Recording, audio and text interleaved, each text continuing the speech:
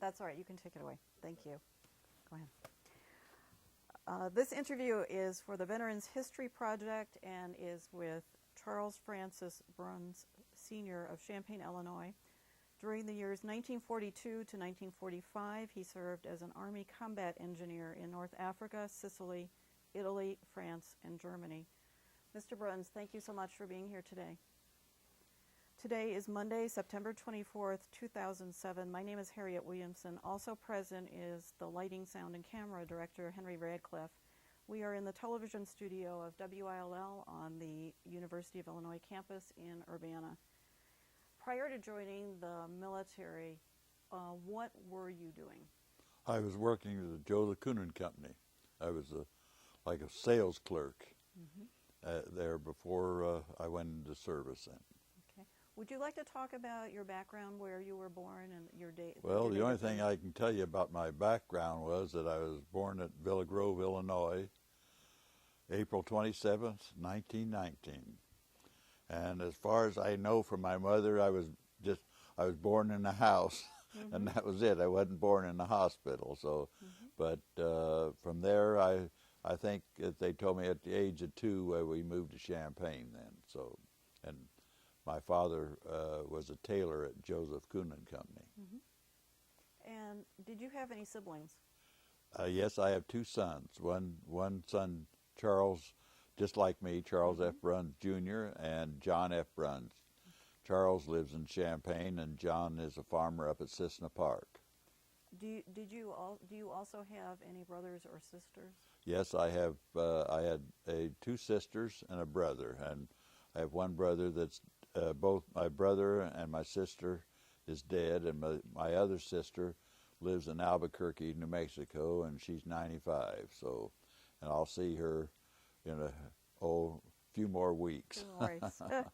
Now, did you go to elementary and junior high school and high school? Yes, I went to elementary school. I went to Holy Cross School for elementary school, and Champaign Senior High, for senior. And then out of there, I mean, in other words, like you say, the war came along at that time, and I was working at Coons then, and I was drafted, and to get my draft over with, why I decided to volunteer to get my year over with so I could come back home. And I didn't quite make it. Okay. And I know as you said it was from 42, it was from 41. Right. I'm sorry. I should correct that. What I meant was you saw combat from 42 by to combat 45, was started. But you definitely, right, 1941 was when you entered the service, is that correct? Yes. Okay. So you joined the Army. Yes, at Fort Leonard Wood, Missouri. I mean, I went to Fort Sheridan, Illinois, and a funny thing happened. Seeley Johnson he did a lot of work for Chanute Field, and he knew the general real well, and I was a ball player at that time. So they decided that he was going to, this general was going to get me on the ball team out in Matherfield, California, which was an air base. So when I got to Fort Sheridan, that's where I was supposed to go. Well, I guess I was either gone when they called my name to go, and I wasn't around, and they said, well, I have to wait a while, and they'll call it again. Well, then in the meantime, they called it to go to Fort Leonard Wood, Missouri. Well, that was closer to home, so I thought, well, shoot, I'll take the place closer to home, and I didn't realize what I was getting into when I went there. Well, why don't you talk about that? Well, what do you want me to say, honey? What did Fort Leonard Wood look like at that point in time? Well, was it well established? When I went into Fort Leonard Wood, there was only just a very few barracks, hardly any roads at all. All we really had was we had a movie house, we had a PX, and maybe half a dozen, maybe a dozen of barracks, and they were working on them all at that same time. In fact, that's where I took a lot of my training was working on roads, getting everything set up for when they were going to move in there. Now, was your initial training, and let me start again. Were there several battalions based there, or would it just be one? Gee, to be honest with you, I don't know. There was a lot of troops in there, but I mean, like our platoon, I think there must have been at least, I would say, 50 to 75 in our platoon. Okay. Anyhow, because I mean, like you say, for your basic training, and each group was set up to, well, I don't know how to say this. I mean, for your initial engineer training. In other words, that your engineer training was, in other words, learning how to set a barbed wire fence. Okay. So digging trenches. They were going back. They were teaching us things that happened in World War I, which was no need to try to teach us to do things like that. But this is what they taught us. So you feel that training was not relevant to what you were going to face? Not after we got into combat. It had nothing to really to. Well, it was training, all right, but it had not. The only really training that you had was shooting a gun and how to handle explosives, because we did a lot of, and also clearing mines. You had to do a lot of. I mean, we learned to do that, and I can remember that. One of our training schedules that we had to handle dynamite. And dynamite is very, very sensitive. And it just so happened that the officer pulled out this one stick of dynamite and said, now this is how it can be. And he threw the dynamite out and bingo, it went off. Now that's how sensitive that, the dynamite. Well, after that, before we left there, we were using TNT then, which was real safe as you can find, yeah. Okay, I didn't realize there was a difference. So there's a difference. Oh, there's all the difference in the world. Dynamite is very, very sensitive. I mean, it's if it's too old or if it's set around too long, it would drain to one side. In other words, it very, very. But the TNT was. There's no way in God's world you could set that off unless you set it off with the cap and the primer cord. It was just like an explosive then. Okay. So were you also taught to use various kinds of equipment, like road digging equipment or anything? Oh, well, yeah. I mean, we had mainly, just like I say, it was just plain old road digging. And we also had pontoon training, too, at the same time. They showed us, how we built all bridges across the river down in Missouri, and we had to build, like pontoon boats across, but nothing compared to what we did once we got into training in after we went to Fort Lewis, Washington. Then. Now, can you talk a little bit about the pontoon bridges? What is a pontoon bridge? I mean, what are they made at? The pontoon bridge is nothing but you have a huge rubber boat across, and naturally it floats in the river, and then you have a runway, more or less just for the trucks and cars to go across. And most generally small pontoon boats are only for like jeeps and small cars. That I later on I'll tell you about. We built a bridge when we were at Fort Lewis, Washington. And we sent a 2.5-ton truck across. It got too far on one side, and bingo, upset into the water. So I mean, it's the pontoon bridge. Unless you have one that is really anchored with steel pilings and footings going across, why they're really dangerous. It's mainly to getting the troops across.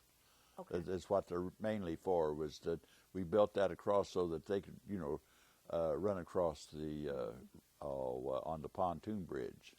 Could you have a deep body of water and use a pontoon bridge, or does it have to be just shallow? It doesn't have to be deep, but most generally rivers are, it all depends on how wide the river is too. I mean, now throwing one across the Mississippi River, you couldn't do that. It's too wide. But across a small river, you have to anchor them and, you know, and make sure that they're secure and they're not going to go anyplace.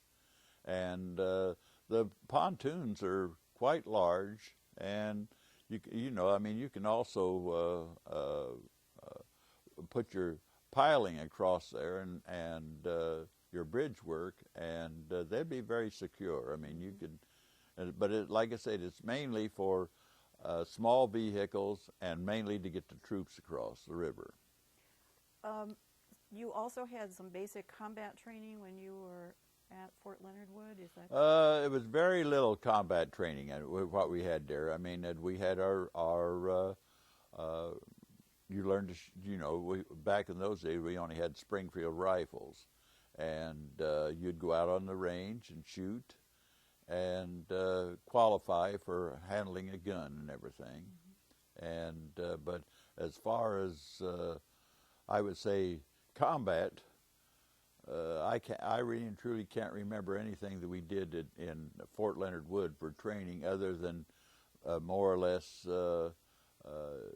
doing engineer work is mainly what it was for. So the expectation was that you would be an engineer and you would, yes, you would not necessarily be fighting. Well, it all depends. There are different phases of engineers. I mean, in other words, now when I went to Fort Lewis, Washington, that this was a combat engineer outfit there, which was, we were attached to the 7th Infantry. Okay. And all of our work there was strictly for whatever the infantry did. This is what we had to do. It was not for the rest of the division, or unless we had to run into a large job where they took more, you know, of our whole battalion to put a bridge across, and that was altogether different. But I mean, as far as what I learned in Fort Leonard Wood, it was nothing compared to the training we got once we got to Fort Lewis, Washington, okay. and got into regular Army training, what you'd call. I mean, I think it was just more or less at Fort Leonard Wood. It was kind of an introductory service into the you know, okay. to get you in practice, because we had hikes and different things like that, but it was nothing compared to once they got to Fort Lewis. Well, let me stop for just a second and maybe get some dates. So when you entered the military, what was the date of your May of 41. 41. Okay. And the war had in the U.S. for the U.S. had not actually started, had it? In May 41. I think was at Fort Leonard Wood about, gosh, I can't remember whether it was 1 or 2 months that we were there for training, and then we went to Fort Lewis, Washington. Okay. And then our training there from the time I think it was we got out in Fort Lewis, Washington around August sometime, because in other words, the war broke out in December 8th of that year of 41. Now, going back to Fort Lewis, Washington, do you want to talk about the type of training that you received there, which was? Well, there is very intensive training. I mean, we had a lot of you had a lot of drilling to do. Mainly was what I'm trying to say, amphibious work, where we had to every morning we were up before daylight, when we'd be out on the Puget Sound, and we'd have to get into these Higgins boats, which were not very big. I mean, you had about maybe 15 to 18 men in a boat, and you'd go across the sound, you know, and get out of your boat like you say you're going on an invasion or something like that. And also they were back to the pontoon, building pontoon bridges across the sound, and, you know, everything. I mean, it was really more engineer, really. I mean, it showed you how to clear mines, to build, you know, do different things that you were really going to use during the service. But it was nothing, excuse me, it was nothing compared to once we got into combat. Altogether different. Everything changed. Everything that we learned when when we got into combat changed. Okay. It just, it's hard to say. We evenly, all of our sergeants, and there was a turnover in sergeants on count of they were all, most all of them were in the service long before we got there, and they were old drill sergeants, and they did this and that. But when we got into combat, they weren't any good at all. So I mean, in other words, they either got demoted or new sergeants placed in their, you know. So do you feel that training was really of benefit when you got into combat? Oh, sure, heck yes. I mean, it made all the difference in the world. I mean, you knew what you were going to do then, and it also, the officers made a big. You had good officers and you had bad officers. I mean, I had a lot of officers from the U of I that some of them were good and some of them weren't good. We call them 90-day wonders. So, excuse me. After you left Fort Lewis, you spent some time in California. Well, from when I was at Fort Lewis, they took about 50 of us, and from different, like so many from I was in A Company. They took so many from A Company, so many from B Company, and so many from C Company. And we went with the Navy then. We were with the Navy about, 4 months. And we went from Tacoma, Washington, up through Alaska. And I'll never forget that. The waves were so big, you know, that you'd come way up like that, you wouldn't see anybody, and then you'd be clear down here, and I got sick. I was so sick for 3 days, and the sailors kept saying, eat something, and I'd eat something, and bingo, up would come, just like. But once I got over it, I was never seasick again. I mean, even like when we went overseas, the soldiers just got sicker than the devil. Never bothered me a bit. So, but I mean, once I got by that part, why, it was okay. But we lived with I lived with the Navy there for about 4 months when we got down to San Diego, and we were taking our training with the 1st, 2nd, and 3rd Marines because we were going to the South Pacific. Doggone it, sorry about that. But anyhow, while we were there, we stayed on the ship. And, of course, we had the soldiers, they were eating sea rations. Here we were eating food that the Navy had provided, and we'd go in at town at night, they couldn't do anything. So it was quite, I really enjoyed so I wish I was back in the Navy again. Now that training, what was the idea of that training with the Navy? Ma'am? What was it was, we had operated the booms and stuff to put the boats over the side and down into the water, and you also had the big cable nets that you put over the side for the soldiers to crawl down the side of the boat and get into the Higgins boat, see?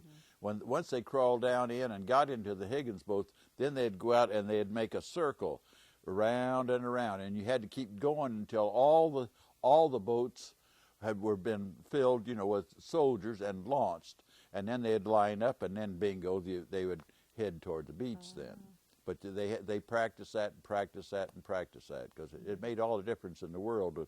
Once you got everything, you had to keep going around till the next boat fill in, and you'd keep going, another boat would fill in, see, till everybody was there, and then once it was all there, the commander would make a motion like that, and bingo, they'd all spread out, and then they'd all head toward shore.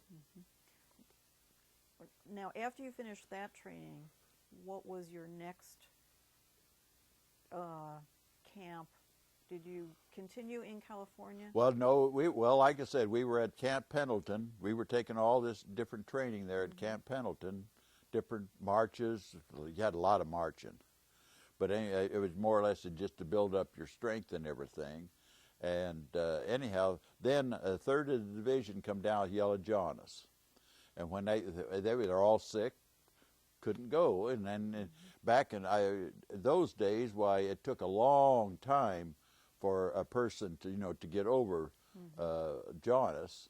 So in other words, they just scrapped the whole thing and they sent us back to Fort Ord then. Then we went back there and we were more or less just doing different training, like clearing minefields or just odds and ends, really, until we got ready to go, because there was not many things that we could do. Also, in engineers, we had water, where we set up different camps to make. We had a huge tank that would use for water, and we'd learn how to filter out the water, make the water clear and everything. And we'd go on different, they'd take us out to different small towns where we had set these things all up so that we'd have something to, to go along and do. Because they even sent us one time to San Francisco. We went on all the way up there, and we set up water tanks all around different, it was just moving and setting them up, moving and setting them up. So that's about really the only thing that was bad about, well, it wasn't bad, but I mean, we didn't really have what you call amphibious training then, too. So the amphibious training was more or less kind of over once we left Camp Pendleton. Cause did you feel like you were kind of at loose ends? Did you know where you were going? Ma'am? Did you know where you were going? No. Okay. No, when we left Fort Leonard Wood, nobody knew where they were going. I mean, they just loaded us on the train, and in fact, we didn't know where we were going until we got close to somebody, how it got out, but somebody said we were going to Camp Pickett, Virginia. And then when we got there, we started our training again of amphibious training. And then we loaded the ships, and when we loaded the ships there, we had what you'd call Bangalore torpedoes. They're a pipe, it's about that big around, and they're about 8 to 10 feet long. And each one screwed into another pipe, and you'd run those underneath the barbed wire and explode them, and that would blow a hole through the barbed wire entanglement so that you could get through there. And when we were getting ready to get on the ship, the stevedores refused to handle the Bangalore torpedoes because they thought that they were explosives and they couldn't do it. So we had to load our own Bangalore torpedoes onto the ship. It took quite a while to get everything on that ship, and everybody had to do it because the stevedores they wouldn't do it. So you went from Fort Ord then to Camp Pickett, Virginia. Yeah. Now, is Camp Pickett on the coast or is it inland? It's down near Newport News. Okay. That's where we left from. We left from Newport News when we went overseas to Africa then. Now, when you were there, did you know where you were headed at that point in time? Nope. Nobody knew where we were going or anything. I mean, until after we were out to sea for, quite some time, and then somebody said we were going to Africa. And we didn't really know then where we were going to, but we were going to Fadela, North Africa, which was about 20 miles from Casablanca. Now, the other troops that were going there, they were landed way up near, I don't know where, in Tunis or someplace in the northern part of Africa, and we landed in the southern part.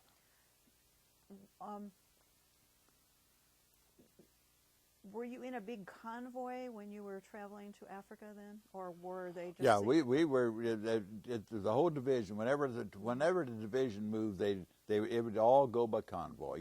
Each outfit, like the infantry would move, and then the artillery would move, and then the engineers would move, or vice versa. You never know which one was going to, whichever one was ready to go out. Then you'd take off, and they already knew where the bivouac areas were, where you were going to set up ahead of time. So I mean, you really, you didn't have to worry about anything like that because everything was all really taken care of before you ever got there. Because we went from different. We went from there clear up to from Casablanca clear to Bizerte, which is clear up on the upper part of the coast, and because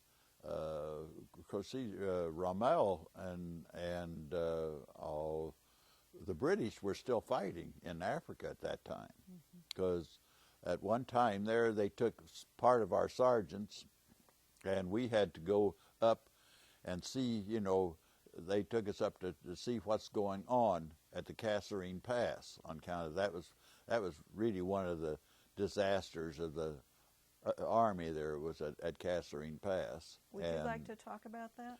Well, I wasn't there that long to really talk about it, because, I mean, I don't know a whole lot about it. I mean, I wasn't in the battle or anything like that, but I do know that we lost a lot of men, a lot of tanks, that the Germans caught us before we could get set for it, and that's when Patton came in. Patton came in, and he changed the whole thing around, and then we started pushing the Germans completely out of Africa at that time. I would like for you to talk about North Africa some more, but before we do that, we should probably identify your rank and the division, what that you were in. I was a sergeant. I was in the 10th Combat Engineers, and we were attached to the 3rd Infantry Division. So in other words, I was in the 3rd Infantry Division, you might well say, but we were attached to the 7th Infantry Regiment. Now the divisions have like 3 regiments. They have the 7th, which we were A Company was attached to. They had the 15th Infantry, which the B Company was attached to, and we also had the 30th Infantry, which C Company was attached to. Then we had our headquarters company, and the headquarters company supplies us with all of our material, any material that we needed. But this Audie Murphy, who was the most decorated serviceman in the United States Army, he was in the 15th Infantry. And I had seen, you know, sometimes we had to work with the 15th Infantry at different times, you know, that if we had to, more men had to be used to clean the minefields or something like that. So, but he was a little guy. I can't believe that how big he was. I mean, or you know, the size of him but he was something else. That was all there was to it. And also, James Arness, who was from Gunsmoke, was in our 30th. I never did see him, but I mean, he was in our 30th Infantry too. So we had some famous men in our division. So I would like to stop for a second and talk about your photography during the war. Last evening, you allowed me to look through your 4 albums, and they are truly amazing documentation of your service. And when it looks like you started taking photographs when you went to Fort Leonard Wood. Is that accurate? yeah, I had that. I had that camera went with me all through service. I mean, it was just a little tiny old thing, and it was called a PD-16. Anybody knows anything about photography probably don't even know what it is, but it was a little box camera. You'd pull out the lens on it. It took good pictures. I don't imagine maybe today it even take good pictures, but I had that, and I took the pictures and would, you know, get them developed and send them home. And my sister put everything that I sent home into an album. And like you say, when they went overseas, they told us we couldn't have a camera. And it probably only cost a couple of bucks or something like that. I said, well, what the heck? They take it away from me? They take it away from me. So I just stuck it in my backpack.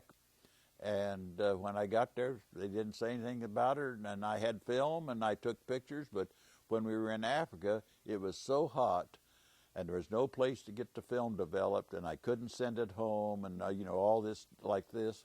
And I lost practically all my pictures in Africa. I lost. Well, you have a remarkable collection, and Had you started taking photographs long before you went into the service? Oh yeah, but I mean it was just mainly family pictures and stuff like that. I mean you record where you went and everything. Yeah. Well, I think it takes a lot of moxie to be taking photographs during Well, during combat. like I said, you'd be surprised that sometimes that explosion would be going all around you, and here you are taking a picture. But I was lucky on kind of my squad. We had like a 2.5 ton truck. All everybody rode on that truck wherever we went, and I had the camera with me all the time. And where most people you couldn't do that. I was lucky that I had some place to put the camera, and and it would be around because I just can't see anybody else. Now I understand that. Now I also had a friend that was in the division that was a photographer, and he did all the division photography. So he's the one that developed my pictures and everything for me. So really and truly in the long run, if it had been for him, I wouldn't have had any of these. And other than picking up postcards as I went along, also made the albums complete also. Well, that's another remarkable inclusion in this album, is that you also would find, as you are traveling and in combat, that you would find these postcards and that they would be included in the album, and to make it such a complete document. I mean, it's quite remarkable. Well, I understand that you also had a diary or a journal that you were keeping. Well, I kept that was against the rules too, but I mean, whatever I could scribble a little bit piece on a paper, I would put it on a little piece of paper and just. I never just sent it home. I kept it all with me all the time that I had, and because my son John tried to decipher it one time, and some of it was on onion skins, and it just got all, together and everything. Like he said, Dad, he said, I can't figure. He said, you're going to have to tell me what this is all about, so that that maybe we get it down on a piece of paper. So, what kinds of things would you record? Well, just what happened from day to day. I just each day I'd put down the day to day, or if we were bombed or were shelled, or where we moved to such and such a place, or whatever we did. That's about all that was on there. Really and truly, it was. I should have never even had it, because if I'd have got captured or something like that and they'd got a hold of it, why it might have been, wrong intelligence for the United States. Well, I find these I haven't seen your diary, but I just find this truly amazing that. Well, if you want to know, I have never seen a diary myself. It's my son had it, and I've never looked at it since. This has been 65 years, and I don't even know what it looks like. So I mean, there you are. I mean, but he had his secretary type a lot of it, and some of it he'd call me on the phone and ask me about such and such a thing, what it was, and I would explain to him. And so, but it's still not complete though, because as it got down near the end of the war, because a lot of it was just scribbles and Would this be something? I mean, you were creating words and also photographs. Was this also helpful to you in progressing through the war? Oh, I can't say that it did. I can't say it didn't. I mean, when you're a young kid, you don't think about that. That's all there is to it. You worry about day to day and let it go at that. I mean, you really don't. Of all the shelling and everything goes along, and the death, a lot of times you just have to put it aside and just forget it. That's it. Because I lost a lot of good friends, and I lost my best friend on Anzio, and it bothered me for quite a while. But then, after a while, you just get over it, and that's all there is to it. You have to, yeah. Should we talk about Africa, North Africa again? Because you were in Operation Torch, which was the Allied invasion of North Africa, and your group came directly from the United States to North Africa That's and right, landed on the western coast. The date was November 8th, 1942. I'll always remember. 'Cause on account of, we really and truly, there was not supposed to be any opposition. We were supposed to just go right on in, even, go to the docks, get off the docks and move in. But it didn't turn out that way. I mean, they were supposed to be making I don't know what you'd call with the Free French, in other words, to say that what was going to happen or anything, whether we were going to fight or what. And at the last minute, bingo, I guess the negotiations broke down, and bingo, there we were. We were on our way into shore, and in these little old Higgins boats that I was telling you about. And when they had an electric light that shone way up in the air, and you could see that searchlight way up there. Well, all of a sudden, when that searchlight came down, holy crap! I mean, the battleships opened up, and that whole beach just went up, and you could just see the stuff just flying sky high, and they leveled the whole beach in there. But the soldiers in there were nothing but French Singhalese. We had very, very few French soldiers. Most of the French soldiers that were there were officers. The rest of them were all Singhalese, all soldiers. Now, what time of day was this battle? Was it in the early morning or was it early night? morning? Real early in the morning. Okay. Yeah, really. It was dark when we were going in, and it was still pitch dark, and it was just barely starting to turn daylight when we were pretty near hit the beaches then. Yeah, and I'm sorry, the location was, what was the? Fidela, Right. North Africa. Yep. And how long did the battle last then that day? Oh, about 3 days. That's about all. And really and truly, it didn't. It was just more or less the infantry just more or less was cleaning up different spots around, and the invasion did take. I would say by mid-afternoon, most everything was all taken care of. But we lost more men at the boats turning over than we lost, by gunfire. So the Higgins boats did not work well in that water? It was too big. The waves were too big. The waves were just monstrous waves, and you'd get those Higgins boats sideways, and they would just roll over. That was all there was to it. I mean, how many men do you think were lost at that time? Gosh, honey, I have no idea, but we lost a lot of soldiers. I mean, and also a German wolf pack come in at night. After the morning that night, a German wolf pack of submarines come in, and they sank 5 of our ships. You could just see them blazing out there in the water.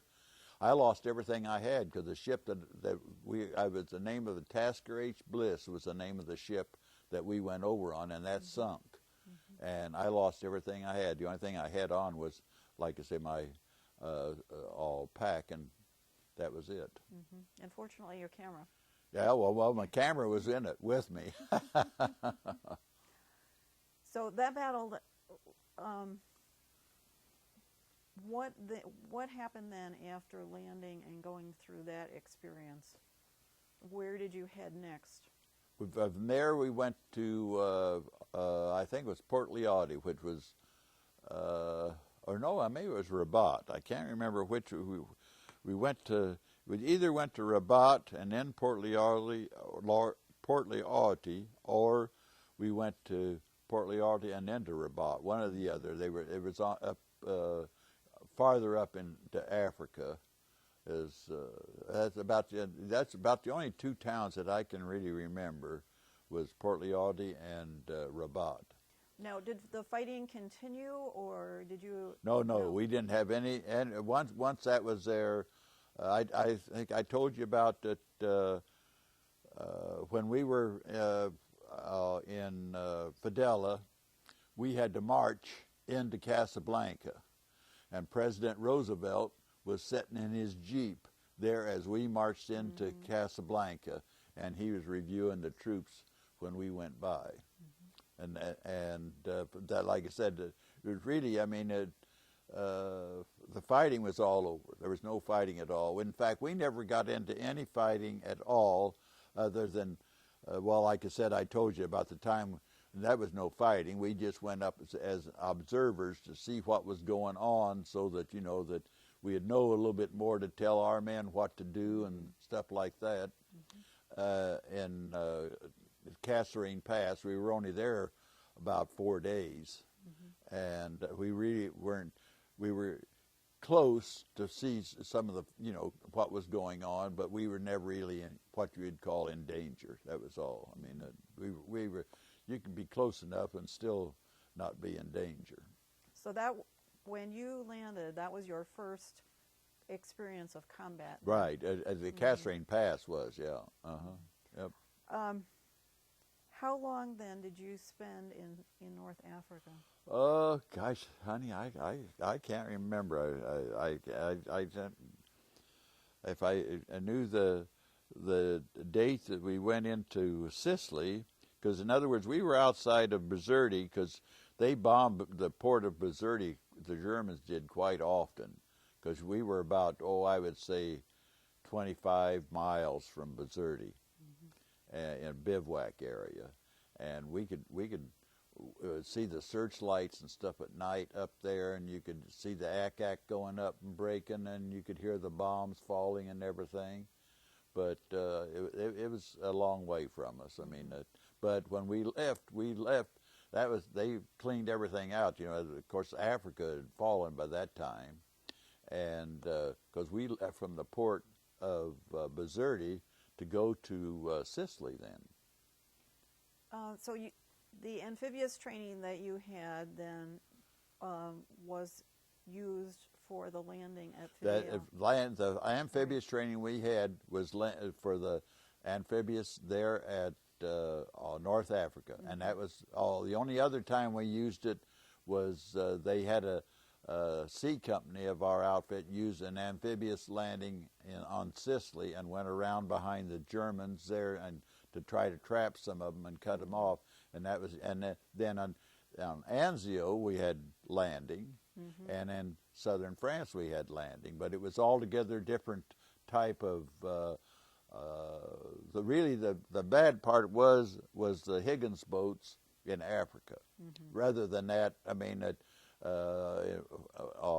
when we landed in Sicily, we had what we'd called LCIs, which is a bigger ship, and you'd go down the gangplank and you know, and go off and go in, and then the others had the landing the transports, which are great. You know, had the great big door on the front, and bingo, they would flop down, and you had your vehicles and everything else to take off and go in. So it was altogether different tactics from then on. That was all.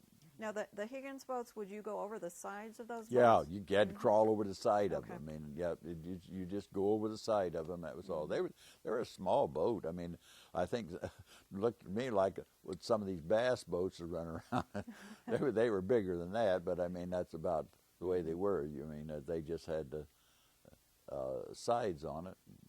Yeah. Now, how were you transported then from North Africa to Sicily? Because then you were involved in Operation Husky, which is the invasion of Sicily. Yes. Well, we went. Those we had were called LCIs. They were a bigger boat, and when you'd hit, they had like.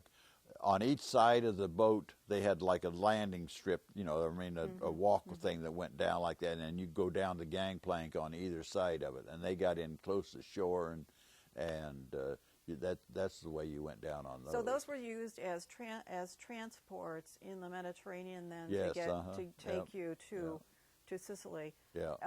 How long a trip is it then from North Africa through the? I can't tell you. Okay. I mean, maybe if I'd have looked at my diary or something went back that, I probably could have told you what went on at different times. But I mean, other than that, why? If it's a shame that maybe someday I'll get up enough nerve to read that. It's honey. It's. I guess I'm an oddball, on account of some things I don't mind talking about, but others I just can't. Now, to go to Europe, don't want any part of it. Mm-hmm. There's no way that you can get me to go to Europe. Mm-hmm. That's all. Mm-hmm. I mean, I'd rather see United States first. Mm-hmm. But I mean, that diary, I don't know whether I'm scared of it or what it is, but I've never looked at it. Mm-hmm. Never. It's from the time I come home. It's in a folder, big, folder with, like I say, with Mm-hmm. pages and stuff on it, but I've never seen it. Would you like to talk about the invasion of Sicily and the strategy there?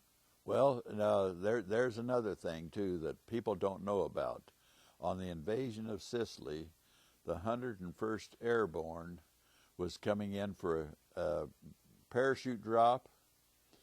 We got the word that it was Germans dropping parachutes, and believe it or not, we shot up our own men coming in there on Sicily. I mean, it was a fiasco. That was all there was to it. That was really, because there's the whole thing. You see, somebody just got something crossed, and they said that they were dropping German paratroopers in on us, and when they did that, well, that was poor 101st lost an awful lot of men and planes by being shot down like Mm-hmm. that. When was it finally discovered that that was the case? Well,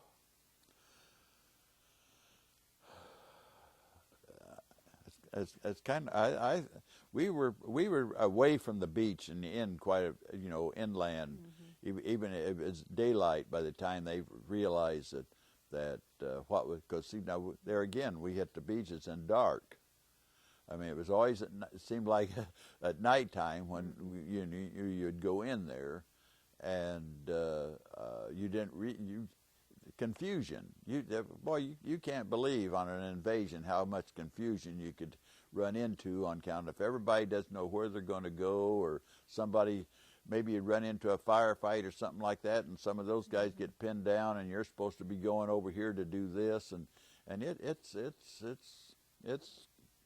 something else. So once you get in and get situated where you know where each outfit is or what you got, so you know when to advance forward, why this is all right. So, but we went from there into a town called Agrigento, and Sicily was all mountains. There was no flat lands hardly that I can remember, other than going into some of the larger cities. It'd be flat, but other than that, practically everything was in the mountains. It sounds like very difficult terrain. It was real difficult terrain, yeah. Because from Agrigento we went to Palermo. We were, I can remember walking the streets of Palermo at night before anything was going on. I mean, we were out patrolling, and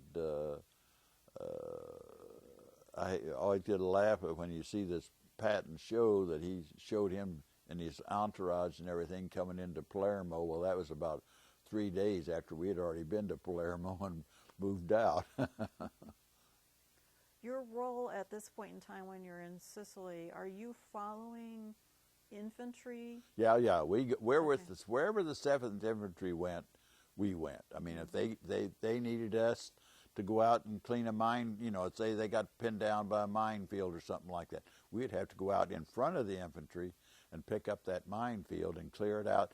We wouldn't take the whole minefield. We would clear a path through for them. See, in other words, cleaning up a whole big minefield is too much. But all you had to do, we have what was called tracing tape. It was a white tape, and we'd mark a picket on each side, and we'd clean that part right there, right through that part, and then somebody else, another engineer outfit behind us, would come in and pick up the rest of the minefield then.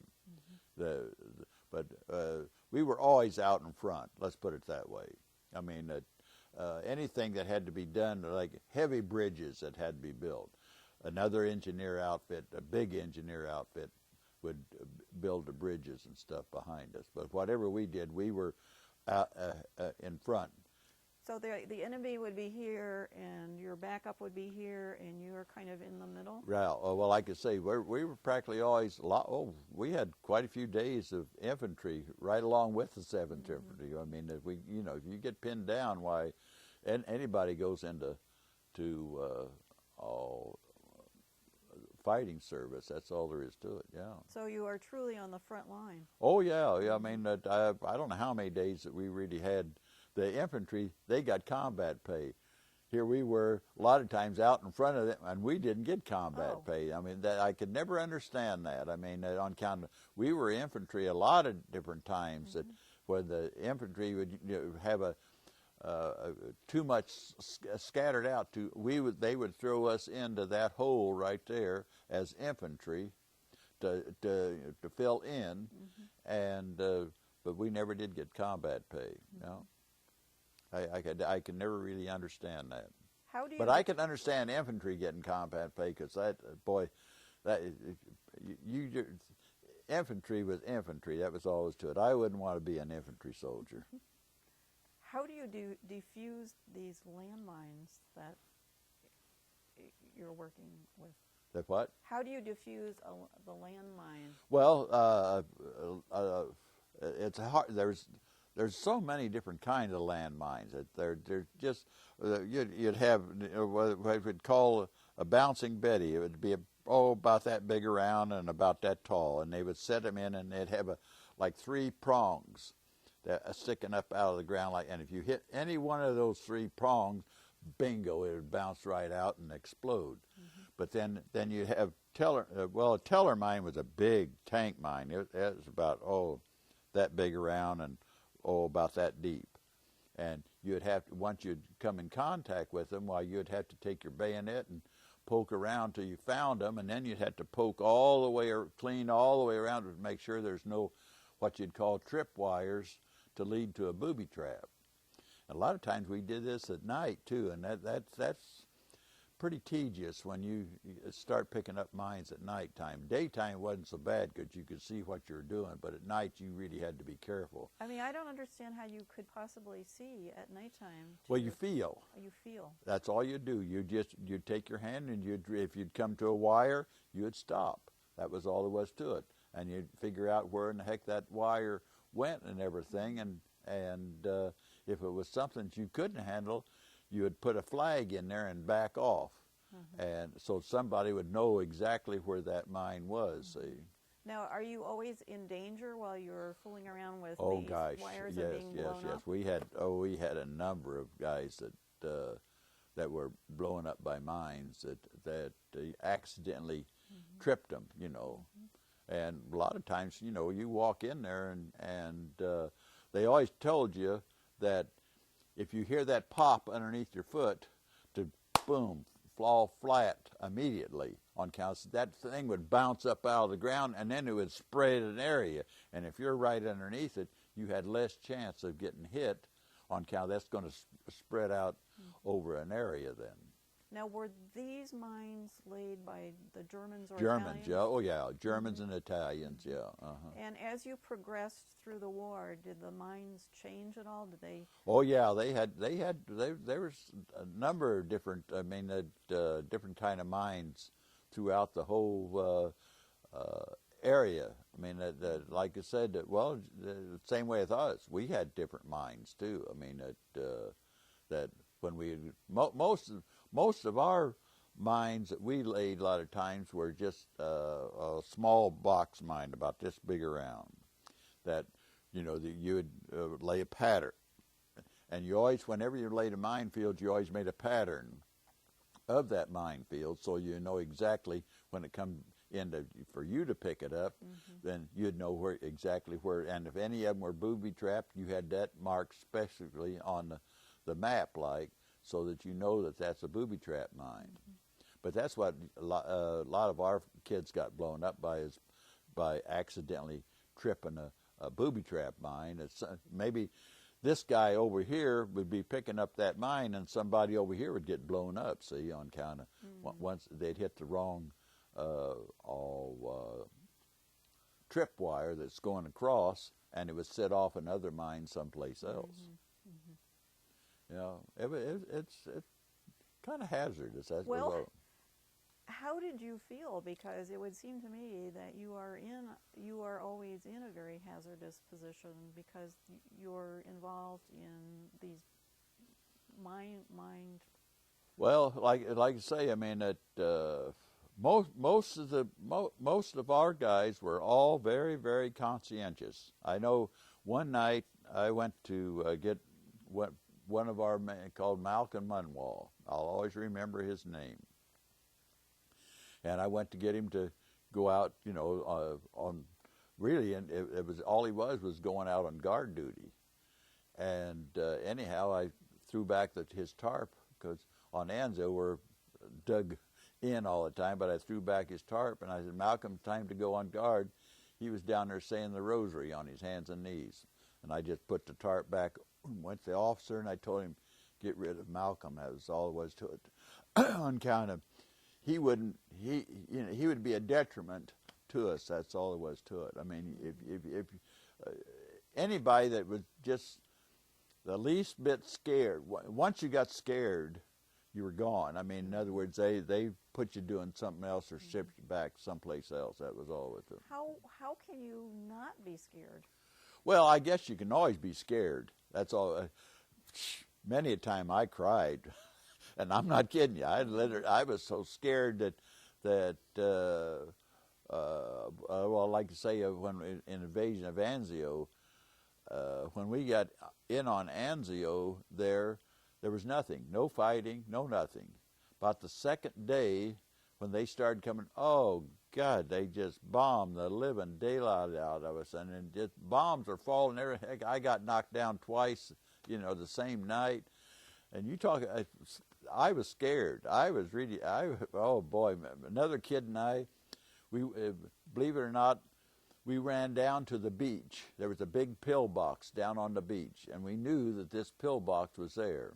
And these bombs are coming, and so we beat it down there. We figured, well, that's a pretty good, safe place to be is in that pillbox. It was strong and everything, and we crawled in that pillbox, and we held one another, and both of us was crying. Now, that's hard to say for two grown men to be crying like, but we were both scared to death. That was all there was to it. We were really scared. Joe Waters, his name. In fact, he came from the town that I was born in, Villa Grove, Illinois. Did you see him?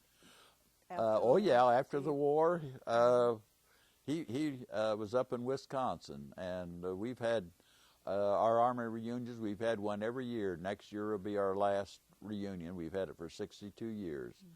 And he's dead now, but I mean, he died quite some time ago. But I used to see him all the time, yeah.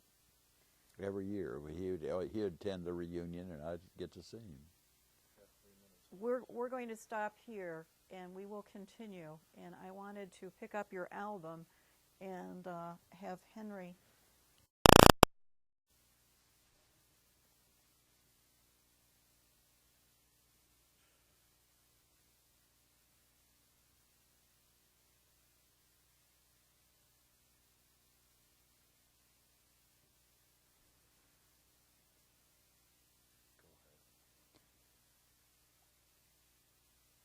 The camera is taking photographs of, or I should say filming, Mr. Charles Bruns' album. This is album 4 of 4 albums.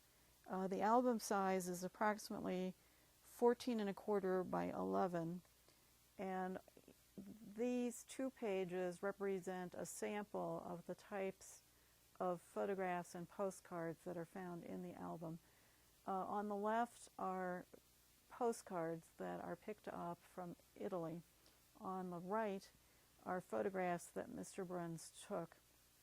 The small photographs show the size of the PD-15 camera film, which is approximately 1 7/8 by 2½ And then the larger photographs are enlargements of that size photograph. Also, you can see the beautiful cursive handwriting of Mr. Bruns' sister, who labeled all of these photographs and put them into this album.